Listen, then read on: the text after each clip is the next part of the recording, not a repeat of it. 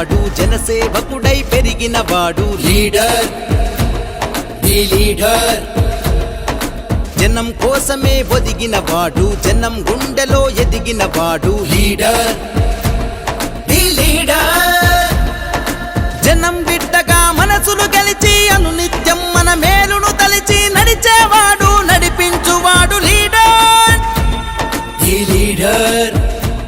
Hi hello అందరికీ నమస్కారం. Welcome to political factory. అందరికీ నమస్కారం. మనం ఈరోజు కరీంనగర్ జిల్లా శంకరపట్నం మండలం ముత్తారం గ్రామంలో ఉన్నాం. ఇక్కడ ముత్తారం గ్రామ సర్పంచ్గా మారవేణి రాజయ్య గారు పోటీ చేస్తున్నారు. వారు ఇప్పుడు మన ముందున్నారు. వారు ఇక్కడ ముత్తారం సర్పంచ్గా గెలిస్తే ఎలాంటి అభివృద్ధి కార్యక్రమాలు చేస్తారో వారిని తెలుసుకుంటాం. నమస్తే రాజయ్య గారు. నమస్కారం. నమస్కారం. మీరు ఇప్పుడు సర్పంచ్గా పోటీ చేస్తున్నారు కదా, మీరు ఇక్కడ సర్పంచ్గా గెలిస్తే ఈ గ్రామానికి ఎలాంటి డెవలప్మెంట్ చేద్దాం అనుకుంటున్నారు? నేను ముత్తారం గ్రామ సర్పంచ్గా కాంగ్రెస్ పార్టీ బలపరిచిన కవంపల్లి సత్యనారాయణ గారు నన్ను కాంగ్రెస్ అభ్యర్థిగా బలపరచడం జరిగింది. నేను గత 35 సంవత్సరాల నుండి కాంగ్రెస్ పార్టీలోనే ఉన్నాను. గతంలో కూడా అనేక పనులు ఏంటంటే మా గ్రామంలో వాటర్ ప్లాంట్ నిర్మాణం చేశాను. ఆరపల్లి మోహన్ అప్పుడు సర్పంచ్ అది ఎమ్మెల్యేగా ఉన్నప్పుడు నేను వాటర్ ప్లాంట్ అధ్యక్షుడిగా ఉండి అప్పుడు వాటర్ ప్లాంట్ నిర్మాణం చేసినాను. ఇంకోటి ఏంటంటే మా గ్రామ ఇది ఆఫీసు ముంగట ఇది బోరు నిర్మించడం జరిగింది. అంతేకాకుండా నేను యాదవ సంఘం సొసైటీగా దాదాపు 14 సంవత్సరాల నుండి నేను మా యాదవులకు సేవ చేస్తున్నాను అధ్యక్షుడిగా. ఆ యాదవ సంఘం అధ్యక్షుడిగా సేవ చేసిన క్రమంలో నేను మా యాదవ సంఘం బిల్డింగు నిర్మాణం చేయడం జరిగింది యాదవుల కొరకు. ఆ ఉద్దేశంతో ఇవాళ ఏంటంటే మాకు మొదటి మెట్టు ఏంటంటే నా కులపాలం ఫస్ట్ ఏంటంటే నేను చేసిన సేవకు గుర్తింపుగా మా యాదవులు నాకు కలిసికట్టుగా ఈరోజు సర్పంచ్గా నన్ను బలపరచడం జరిగింది. మా యాదవ సంఘం తరపున నన్ను బలపరచడం జరిగింది. అదేవిధంగా నేను ఊరికి చేసిన మేలు ఏంటిదంటే ఊళ్ళో మనిషికి కావాల్సిన తాగునీరు కాబట్టి తాగునీరు గత 15 ఏళ్ల కింద ఎలాంటి పదవి లేకున్నా కానీ వాటర్ ప్లాంట్ నిర్మాణం చేయడం వల్ల ప్రజలు గ్రామంలో ఉన్న ప్రజలందరూ కలిసి ఈరోజు ఇతడైతే పనులు చేస్తాడనే ఉద్దేశంతో నాకు ఈరోజు గ్రామంలో ఉన్న ప్రతి ఒక్క పౌరుడు కానీ మహిళలు కానీ వృద్ధులు వితంతువులు ప్రతి ఒక్కరు కూడా గ్రామంలో ఉన్న ప్రతి ఒక్కరు కూడా నాకు సపోర్ట్ చేయడం జరుగుతుంది. గ్రామంలో ఇతడు గెలిస్తే ఇంకింత మరింత అభివృద్ధి చేస్తాడనే ఉద్దేశంతో గ్రామంలో ఉన్న ప్రతి ఒక్క పౌరుడు ప్రతి ఒక్క ఓటరు నాకు బ్రహ్మరథం పడుతున్నారు. ఈరోజు దానికి అనుగుణంగా నేను ప్రజలు కూడా రాబోయే కాలంలో ఏం చేస్తానంటే మా గ్రామంలో ఒకటి ఏంటంటే గతంలో ఒక 10-20 సంవత్సరాల కింద ఒక బావి తవ్వించడం జరిగింది అప్పుడున్న సర్పంచ్. అయితే ఆ బావి తవ్వించడం వల్ల ఇప్పటి వరకు కూడా ఆ బావిని కూడా నిర్మించలేదు. ఏంటిదంటే బావి తవ్వి విడిచిపెట్టడం జరిగింది. దానికి గాజు పోస్తే ఈరోజు మా గ్రామంలో నీటి సమస్య అనేది ఉండదు. మా గ్రామంలో దాదాపు ఏంటంటే పెద్ద చెరువు ఉంది కానీ తాగునీటికి సమస్య అనేది బాగా ఉంది. తాగునీటి సమస్య ఉండడానికి కారణం ఏంటిదంటే గతంలో పాలించిన సర్పంచులు ఎవరు కూడా కేవలం పదవి కొరకే తప్ప కానీ ఎవరు కూడా గ్రామ అభివృద్ధి కొరకు పాటుపడ్డ వ్యక్తులు లేరు. ఈరోజు నేను గ్రామ సర్పంచ్ గెలిస్తే ఖచ్చితంగా ఇతడు పనులు చేస్తాడని మా గ్రామంలో ఉన్న ఇప్పుడు ఏదైతే పాత బావి ఉందో అది తవ్వి ఆల్రెడీ ఉంది. దానికి ఏంటంటే గాజు పోసినామనుకో ఆ గాజును మా ఎమ్మెల్యే గారు కవంపల్లి సత్యనారాయణ నుండి నేను దాదాపు దానికి ఒక 15 నుండి 20 లక్షలు నిధులు తీసుకొచ్చి దానికి గాజు పోపిస్తానని నేను మీ అందరికీ హామీ ఇస్తున్నాను. సో ఇప్పుడు మీది కాంగ్రెస్ గవర్నమెంట్ ఉంది రాష్ట్రంలో, తెలంగాణలో. ఓకే. ఇక్కడ మానకొండూరు నియోజకవర్గంలో మీ ఎమ్మెల్యే అంటే మీ పార్టీ ఎమ్మెల్యే కవంపల్లి సత్యనారాయణ గారు ఉన్నారు. ఓకే. ఆయన ఉన్నారు. మీరు సర్పంచ్ గెలిస్తే ఇక్కడ ఇంకా ఎలాంటి అభివృద్ధి కార్యక్రమాలు చేస్తారు? ఒకటి తర్వాత నేను ఇప్పుడు వచ్చేటప్పుడు కొంతమంది తెలిస్తే కొంతమందికి ఇది ఇందిరమ్మ ఇల్లు ఇంకా రాలేదు, పెన్షన్లు రాలేదని చెప్తున్నారు. మీరు గెలిస్తే మీరు మిగతా వాళ్ళకు కూడా ఇప్పుడు ఎవరైతే ఇందిరమ్మ ఇల్లు రానోళ్లకు పెన్షన్లు రానోళ్లకు మీరు కొట్లాడి తీసుకొచ్చి ఇప్పిస్తారా? తప్పకుండా అండి. ఇప్పుడు గతంలో ఏంటంటే మా గ్రామానికి గతంలో మా ఎమ్మెల్యే గారు వచ్చి చెప్పినాడు ఏంటంటే మాకు మీ గ్రామానికి 108 ఇండ్లు ఖచ్చితంగా నేను మంజూరు చేస్తా రాజన్న అని కవంపల్లి సత్యనారాయణ గారు చెప్పడం జరిగింది. మా ఎమ్మెల్యే గారు చెప్పడం జరిగింది. అందులో భాగంగా మాకు 22 ఇండ్లు ఆల్రెడీ శాంక్షన్ చేయించాడు. 22 ఇండ్లలో ఇప్పుడు దాదాపు 18 ఇండ్లు అనేది కన్స్ట్రక్షన్ జరుగుతున్నాయి, ఆల్రెడీ నడుస్తున్నది. మళ్ళీ తర్వాత నెక్స్ట్ విడత కూడా దాదాపు 25 నుండి 30 ఇండ్లు వచ్చడానికి సిద్ధంగా ఉన్నాయి. ప్రతి ఒక్క మేము ఇచ్చిన ఇళ్లలో కూడా మా గ్రామంలో ఎలాంటి సమస్య లేదండి. మేము ఇచ్చిన ఇళ్లలో ఎలాంటి తప్పులు లేవు. మేము అరువులకే బీదవారికి ఏది కోరి ఇచ్చాము, ఇంత రిమార్క్ కూడా లేదు మాకు మీ ఇండ్లు ఇచ్చిన కొన్ని గ్రామాలలో అంతకుముందున్న టీఆర్ఎస్లో ఉన్న సర్పంచ్లు కానీ వాళ్ళు వచ్చినప్పుడు ఏం చేశారంటే పైసలు తీసుకొని వాళ్ళు గొప్ప వాళ్ళకి ఎవరైతే డబ్బు ఉన్న వాళ్ళకు వాళ్ళు ఇండ్లు మంజూరు చేయడం జరిగింది, వాళ్ళ దగ్గర డబ్బులు తీసుకొని. నేను అలాంటి వ్యక్తిని కాదు, అది నా గ్రామ ప్రజలందరికీ తెలుసు.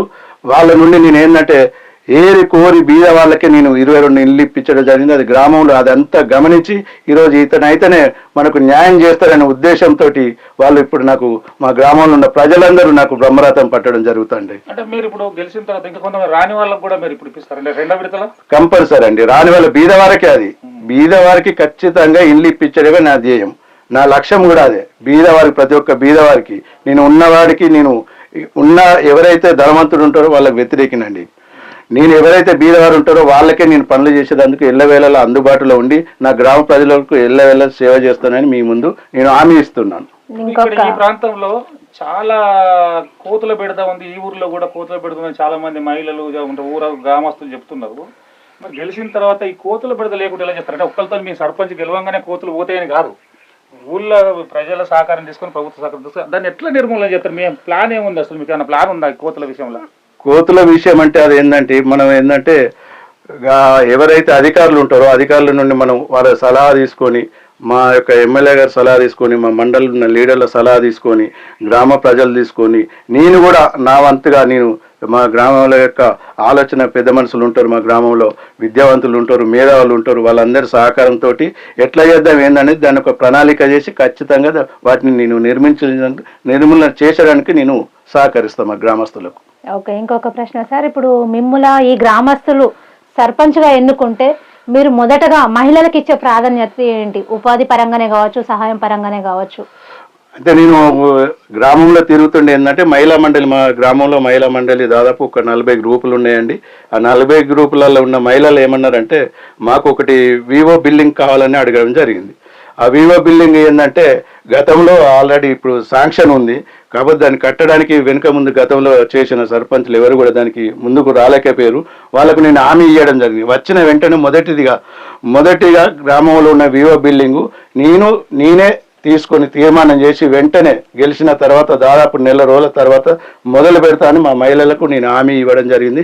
ఖచ్చితంగా అది నెరవేరుస్తా, ఖచ్చితంగా అది చేస్తా. నాతో అవుతుందని మా మహిళా సోదరిమణులకు, మా ముత్తరం ఉన్న గ్రామ మహిళలందరికీ తెలుసు. వాళ్ళు ఖచ్చితంగా నాకు సహకరిస్తారని నేను అనుకుంటున్నాను. ఇప్పుడు చాలా గ్రామాల్లో మన యూత్ మాకు ఓపెన్ జిమ్ కావాలని అభ్యర్థులు అడుగుతున్నారు. మిమ్మల్ని ఇక్కడ ఎవరైనా మీ యూత్ అడిగిలా, మీ దృష్టికి తీసుకొచ్చిలా, మీరు ఏదైనా హామీ ఇచ్చిందా ఓపెన్ జిమ్ పెడతామని? అడిగారు, చాలా మంది యువకులు అడగడం జరిగిందండి. ఆ యూత్ జిమ్ కూడా నేను ఎక్కడంటే మా చెరువు దగ్గర జాగా ఉంది, చెరువు పక్కపంటే దాన్ని చేస్తానని నేను వాళ్లకు హామీ ఇవ్వడం జరిగింది. జిమ్ ఖచ్చితంగా ఏర్పాటు చేస్తా. చాలా ప్రశాంతమైన వాతావరణంలో, ఆహ్లాదకరమైన వాతావరణంలో జిమ్ ఖచ్చితంగా నేను చెరువు దగ్గర ఏర్పాటు చేస్తానని మా యువకులకు చెప్పడం జరిగింది. ఇప్పుడు మీరు ముత్తారం గ్రామ ప్రజలను ఏమి రిక్వెస్ట్ చేస్తున్నారు, ఏమి అభ్యర్థిస్తున్నారు ఒకసారి చెప్పండి వాళ్ళకి.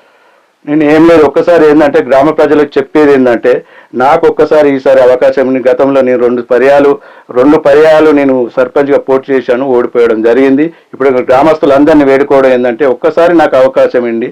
గవర్నమెంట్ ఉన్నది, గవర్నమెంట్ నుండి వచ్చే పనులు ఇందిరమ్మ ఇల్లు కానివ్వండి, సీసీ రోడ్లు కానివ్వండి, పెన్షన్లు కానివ్వండి, ప్రతి ఒక్కరికి ఎలాంటి అర్హత ఉన్నా, అదే కాకుండా రాజు యువ వికాస లోన్లు కానివ్వండి, ఇంకా గవర్నమెంట్ నుండి వచ్చే ఎంపీ నిధులు కానివ్వండి, ఎమ్మెల్యే నిధులు కానివ్వండి, లేకపోతే కలెక్టర్ నుండి వచ్చే నిధులు కానివ్వండి, ప్రతి ఒక్క నిధులు తీసుకొచ్చడానికి నేను తీసుకొచ్చి గ్రామానికి అభివృద్ధి చేస్తానని ప్రతి ఒక్కరికి నేను మనవి చేస్తున్నాను.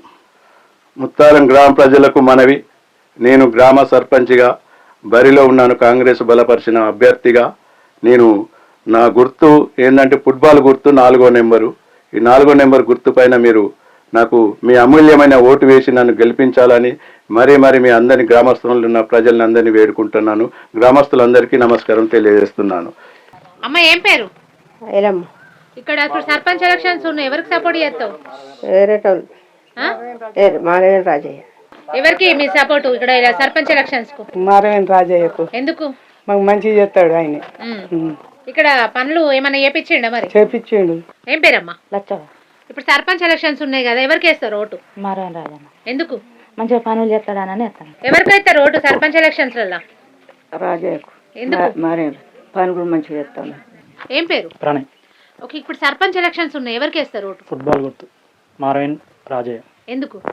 ఎందుకంటే ఇంతకుముందుకు అధికారంలో లేకముందుకే మాకు ఇవన్నీ చేశాడు ఊర్లో. చాలా ఏం చాలా బాగా చేశాడు? ట్యాంక్ కానీ సీసీ రోడ్లు కానీ. ఇంతకుముందుకి మాకు ఇప్పటివరకు 13 సంవత్సరాలకు వెళ్ళి మా యాదవ్ సంఘంకి ప్రెసిడెంట్గా ఉంటుండే. గుడి కానీ అంతకుముందుకు గుడి లేకుండే, ఎప్పటికెళ్ళో ఒక గుడి కావాలంటే ఇప్పుడు గుడి కూడా చేశాడు. ఓకే, సో అందుకే అతనికి ఓటేస్తాను అనుకుంటున్నాను. మీరు చెప్పండి, ఎవరికి వేస్తారు ఓటు? మారవేణి రాజే. ఎందుకు? ఎందుకంటే ఆయన చాలా మంచి వ్యక్తి. ఏదైనా ఆపద ఉంటే కూడా వస్తాడు. నాకని కాదు, అందరికి వస్తాడు. అందుకే ఓటేయాలని అనుకుంటున్నాను.